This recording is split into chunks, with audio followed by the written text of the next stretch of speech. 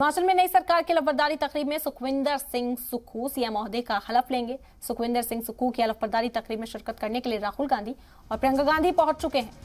आपको बता दें कि गांधी शिमला पहुंच चुके हैं। इस वक्त राहुल गांधी, प्रियंका गांधी, उनके साथ कई और दिग्गज भी यहां पर मंच पर दिखाई देंगे। आपको बता दें कि जिस तरह की जानकारी अब तक सामने आ रही है, कई दिग्गज वो श्रायाला यहां पर पहुंचेंगे, क्योंकि जब चर्चा की जा रही थी भूपेश बघेल हिमाचल प्रदेश पे ही मौजूद थे, तो इसलिए कई और दिग्गजों के होने की भी उम्मीद इस वक्त की जा रही है। उम्मीद है कि अशोक गहलोत, सचिन पायलट और तमाम जो आला कमान कांग्रेस की है वो मंच पर मौजूद रह सकती है। तस्वीरें आपको इस वक्त दिखा रहे हैं। राहुल गांधी, प्रियंका गांधी हेलीकॉप्टर से पहुंचे हैं शिमला। राहुल गांधी जो भारत जोड़ो यात्रा की क़यादत कर रहे थे, यहाँ पहुंचे हैं और सुखविंदर सिंह सुक्खू को मुबारकबाद पेश करेंगे, मंच पर मौजूद रहेंगे।